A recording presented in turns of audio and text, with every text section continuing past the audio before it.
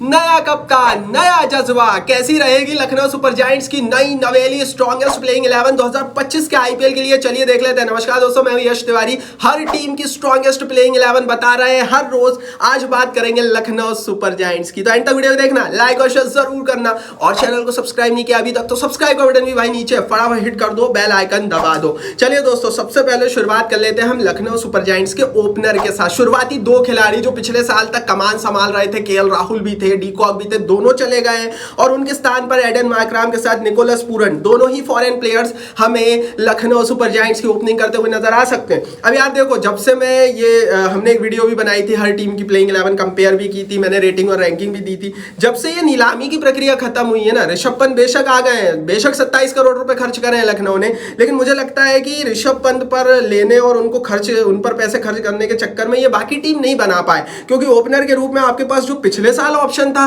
क्या आप इस बार उसको मैच कर पा रहे हो? कतई नहीं भैया। केएल राहुल और डी कॉक की रिप्लेसमेंट मार्करम और पूरन नहीं हो सकते। एंड मुझे ऐसा लगता है दोस्तों कि यहां पर ये कमजोर है, तो केएल राहुल और डी कॉक नहीं है और उनके स्थान पर मार्करम और पूरन 2025 के आईपीएल में ओपनिंग करेंगे। मेरे हिसाब से पिछले साल के मुतल्लक ये कमजोर है। एक दूसरी प्रॉब्लम भी इनके ओपनिंग में, ओपनर्स लाइनअप में मुझे समझ में आती है, वो है इंडियन प्लेयर्स। इनके पास इंडियन प्लेयर्स बल्लेबाजी में बेशक बड़ा नाम है ही नहीं भाई, एक दो तो आपको बड़े नाम रखने थे जिनके दम पर आप कम से कम एक रिप्लेसमेंट खिलाड़ी तो खिला लो, क्योंकि विदेशी प्लेयर आपका अगर फ्लॉप होता है तो आपके पास 4 विदेशी से ज्यादा के ऑप्शन होते नहीं है और 8 विदेशी से ज्यादा स्क्वाड में होते नहीं है, तो बाहर ऐसा कोई बैठा नहीं है। और इंडियन प्लेयर अगर आपके पास एक भी होता तो कम से कम आप ओपनिंग करा सकते थे, तो यहां पर ये लोग फंस सकते हैं। मुझे लगता है लखनऊ के ओपनर्स पिछले साल के मुकाबले डाउनग्रेड हुए। अपनी राय इस पर आप कमेंट बॉक्स में लिख दो। आगे बढ़ते हैं दोस्तों, ओपनर्स के बाद अब लखनऊ सुपर जायंट्स के मिडिल ऑर्डर की बात करते हैं। Number 3, number 4, number 5 inning builders players की आपको यहां पर जरूरत होती है। नंबर 3 पर मिचेल मार्श उतरेंगे, जो कि आपको थोड़ी सी गेंदबाजी, बल्लेबाजी और ऑलराउंडर पैकेज मिलता है। ऋषभ पंत कप्तानी, विकेट कीपिंग करेंगे, जो कि वन ऑफ द बेस्ट है और यहां पर ये मजबूत होंगे। डेविड मिलर उतरेंगे, जो कि पिछले साल तक गुजरात टाइटंस में खेल रहे थे। मिलर के फॉर्म पर कितना कैसा सवाल उठेगा, कैसे चलेंगे, वो समय बताएगा, लेकिन हाँ, उसके अलावा ऋषभ पंत की एंट्री इनके मिडिल ऑर्डर को फिनिशिंग टच दे रही है, इनको मजबूती दे रही है। फिर वही बात है, मिडिल ऑर्डर में भी कोई भी बड़ा भारतीय नाम नहीं है, तो एक भारतीय नाम इनको जरूरत थी। आप टीमें उठाकर देखो यार, आप हैदराबाद उठाकर देखो, आप मुंबई उठाकर देखो, बल्लेबाजी में इंडियन नेम्स बहुत ज्यादा मायने रखते हैं। अगर आपके स्टार्टिंग 5 में से 4 फॉरेन प्लेयर्स हैं, जैसे मिलर, मार्श, ऊपर से ओपनर में पूरन और मार्कराम, तो आप खुद ही सोच सकते हो कि इंडियन प्लेयर्स की कितनी इन्होंने साइड लाइन किया होगा। अब हो सकता है भैया पिछले साल केएल राहुल के साथ जो इनका अनुभव रहा हो, इन्हें इंडियन प्लेयर से डर लगता हो। अब उसका रीजन कुछ भी हो, ऋषभ पंत को इन्होंने 27 करोड़ रुपए देकर लाए जरूर है, लेकिन मिडिल ऑर्डर में भी जैसा कि मैंने बताया, समस्या वही दिख रही है, भारतीय खिलाड़ी नहीं है।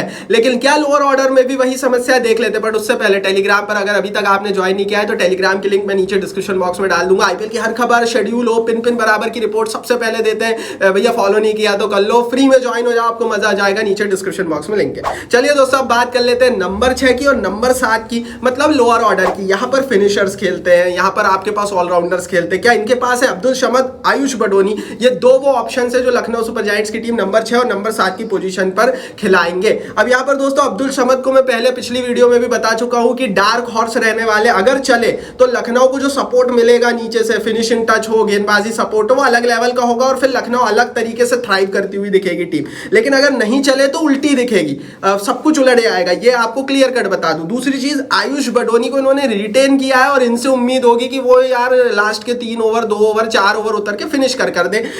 अब ये उम्मीद ही है इनसे।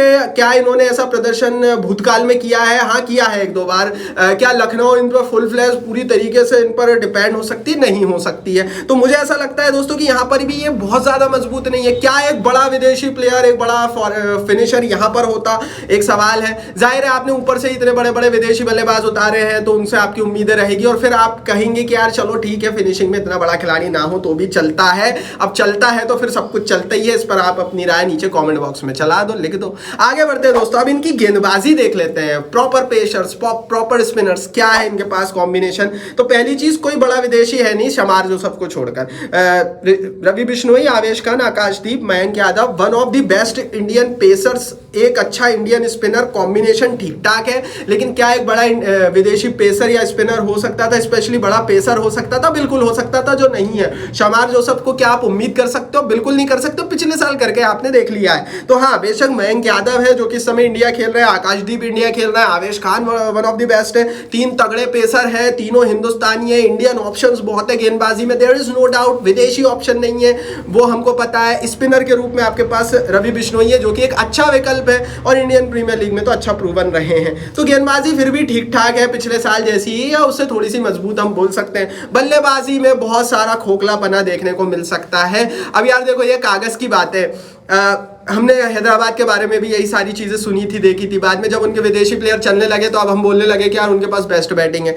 अब इनमें से भी भाई माकरम, पूरम, मार्श या मिलर में से भी दो चलने लगे तो आपको फिर लखनऊ अलग लेवल पर दिखेगी, अब्दुल समद चलने लगे तो अलग लेवल पर दिखेगी। देखने वाली बात होगी। लखनऊ इज पूरी की पूरी टीम ही एक डार्क हॉर्स टीम है और लखनऊ से आप बहुत ज़्यादा प्रिडिक्ट नहीं कर सकते ये कैसी खेलेगी, या तो बहुत बुरी या बहुत अच्छी। इस पर आप अपनी राय कमेंट बॉक्स में लिखो। आपके हिसाब से लखनऊ की स्ट्रॉन्गेस्ट प्लेइंग 11 क्या रहेगी, कमेंट बॉक्स में बताओ। इस वीडियो को लाइक और शेयर करो और सब्सक्राइब नहीं किया तो सब्सक्राइब बटन नीचे हिट कर दो, बेल आइकन दबा